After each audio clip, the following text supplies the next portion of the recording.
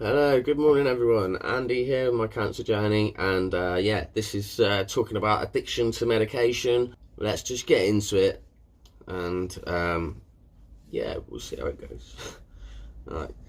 So when I went on to methadone, I had to go to the pharmacy and collect my methadone on a daily basis. So I'd wake up probably 6 o'clock in the morning. Pharmacy doesn't open until 9, so 3 hours of sitting there feeling like absolute, just so unwell, like agony all through your body. All your bones are aching. You're rocking backwards and forwards because if you sit still, it starts to hurt. So if you keep moving, then you don't. The pain doesn't stay so much. So you're constantly like, and then you've got your skin crawling, and it's a horrible feeling. You get goosebumps all over you, right? And you're sweating, you're cold, and your body does not know what is going on. It needs this drug, methadone, to sort you out, because your body is so needing it, and it's a really nasty drug. Like, I don't know why I ever got put on it in the first place, but I think it's just how the system worked then. Hopefully now, they know a lot more, and I've seen people coming through the system who have had like accidents on their scooters and they broke their legs or had bad injuries, and they were on painkillers and they ended up coming. So yeah, you go to the pharmacy, get there. I'd have a cigarette outside before they opened, and then so I could get in, get my medication, get home, and just get it done as quick as I can and get on with my day. And they'd make you wait. It was like, because you're getting methadone, you're not as important as the other customers, so they'd serve them first. And that as well it knocks you down mentally, and that's another mental thing. But you'd be there, like I said, you'd be shivering and sweating and come on, like you might have to say, come on, what's going on? You've just served 5 people and I'm just waiting to drink a bottle. But because they've got to take you into a room, you have to drink it and go like this and show that you've swallowed it. I was gobsmacked to that, because they told me that they had to do that because people would spit it back into a bottle and sell it. I was like, what? Someone would buy that after it's been in their mouth? But that is the world of addiction, unfortunately. If you're ill, people do unbelievable things to not be unwell. And we know about that because we've been unwell. And if you haven't, take this on board, please. Because it's knowledge that will help you in the long run. I promise you that. Also, with methadone, you will struggle with relationships. You will struggle having a sexual relationship because you have no libido, you have no sex drive, no motivation. That's another thing. It destroys you. You know, when you wake up and you've got that, like, yeah, let's go on with the day. What's today gonna bring? That goes. That's gonna be gone. You won't have that joy feeling in any aspect, and it's very hard to accept that, because you're like looking at yourself and you're thinking, where's me?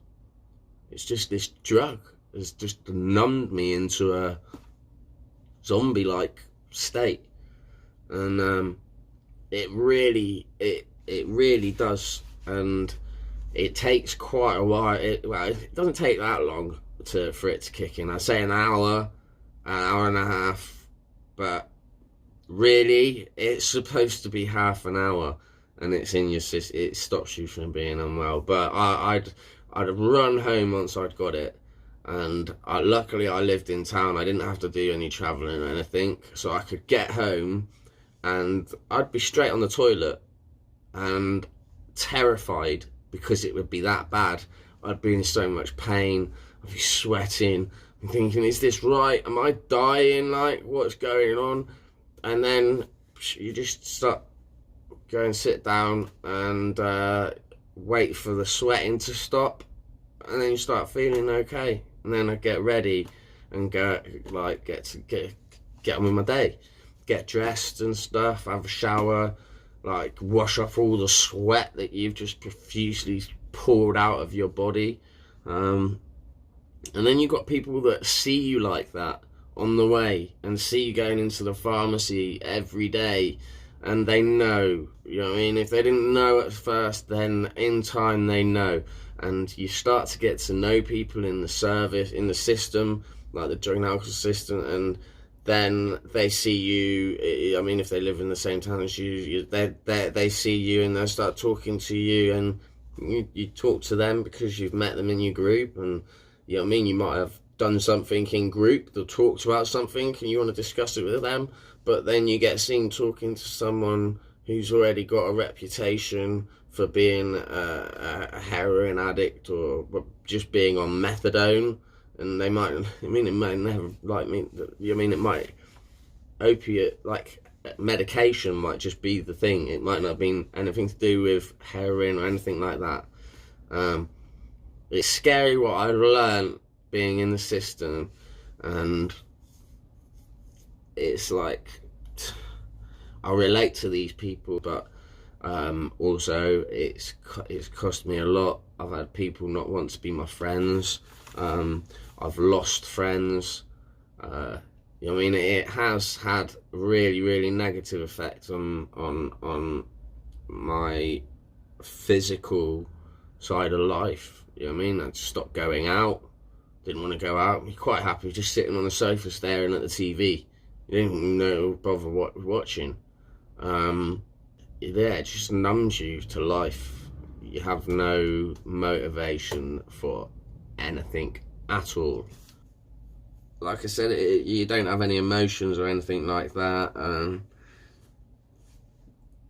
You don't get any joy out of anything in life anymore. You can try lots and lots of things, but it's just changing your mindset again. It's like you have to do it all. Like what I've been doing, I've had to do this so many times. It's like a routine almost that I have to do. That's why I want to share it, because it's that I've trained myself with this and it's helped me so much. I think it could help others. So I just want to share and just make sure that you know about this. I didn't, and it's ruled my life for a long time. It's held me back. It's been used against me to stop me from being a dad. It's, you know what I mean, like there's been a lot of things that have gone on that methadone has had a really negative effect. You go to the doctors, right? They look on the system and they see methadone. They instantly think that you're a heroin addict. Instantly. I spoke to my doctor the other day and I told him that I was on methadone because I had an addiction to dihydrocodeine. And he went, oh, really? Like, shocked. I was like, yeah. Have you not read my notes? It says on there. And if it doesn't, then there's something really going wrong. So it's something that you have to be very aware that this is something that could happen to you. And I don't want to scare anyone. I just want to get it out there that this is serious, and you've just got to be very, very aware of your medication, why you're taking it. Are you taking it when you need to take it, or are you just taking it because it says that you've got to take it every so many hours? Some medication, don't mess with any medication, by the way. Before you speak to a doctor, do not touch any of your medication, change anything, right? You must speak to a doctor about it, because it can have very, very dangerous effects, right?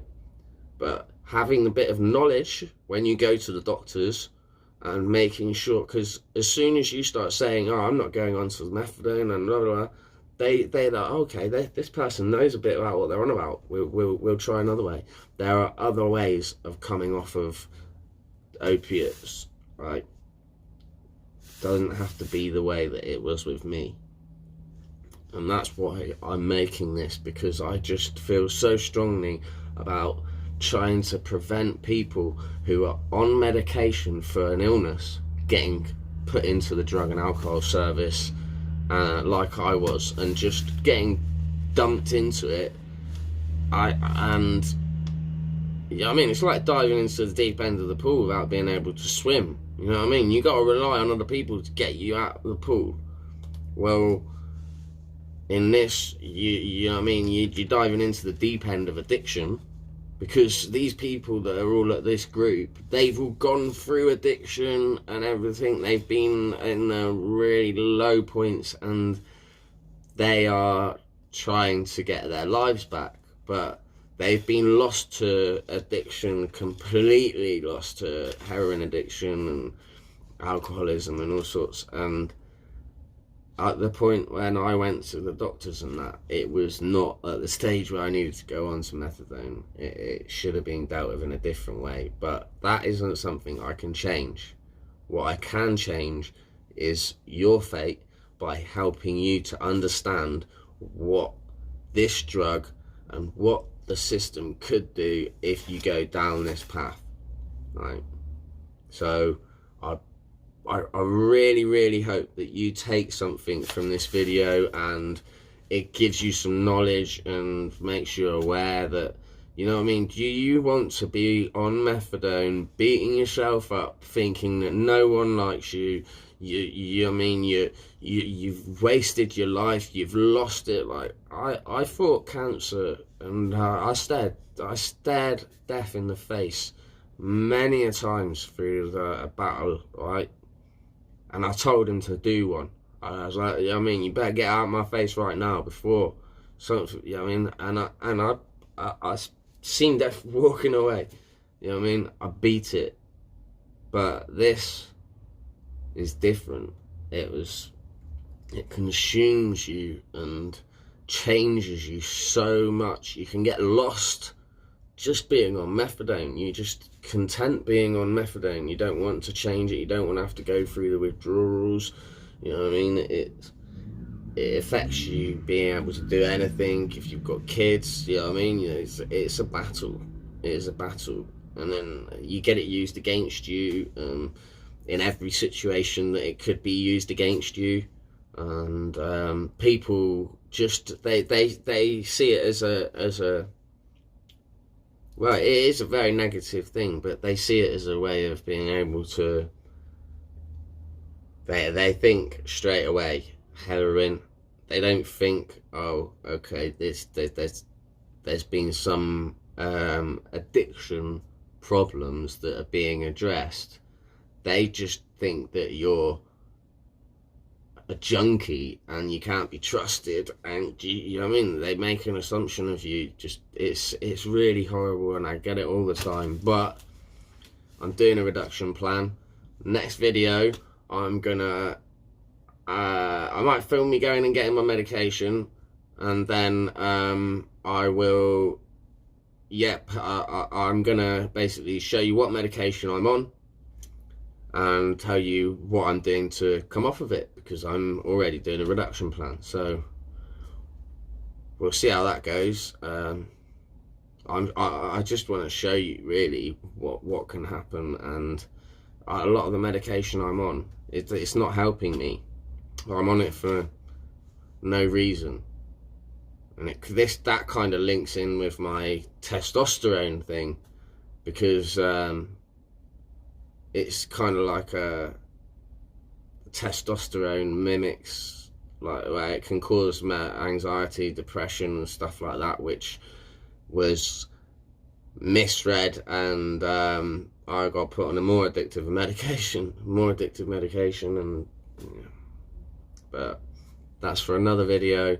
This video is purely letting you know the dark side of being a cancer patient who's been addicted to medication and been thrown into the drug and alcohol service rather than getting the help and support that I really need. So I hope that you've taken something from this video, anything, but one thing, stay strong, yeah? And in here, do not let anything overpower what you think of yourself in here. Yeah, you are awesome and you are in control of your fate. You've just got to believe it and start living it. You believe it and start taking steps to make that thing that you're believing in real. And write out goals, write out steps to get to those goals. Break it down into baby steps and start doing the work. Because if you don't, you could end up where I've ended up. If you're having treatment, don't stop your medication. Stick to what you're doing. Okay, just have a chat with your doctor maybe, or speak to someone. Maybe you might have someone caring for you. Speak to them about your concerns now, and just don't freak out, because it's under control. It's all right, but you're aware now. That's the whole point to this. You're aware. All right. Peace out, everyone. Lots of love. Stay safe, yeah? And remember, masks. Keep your hands washed. Lots of love. Bye.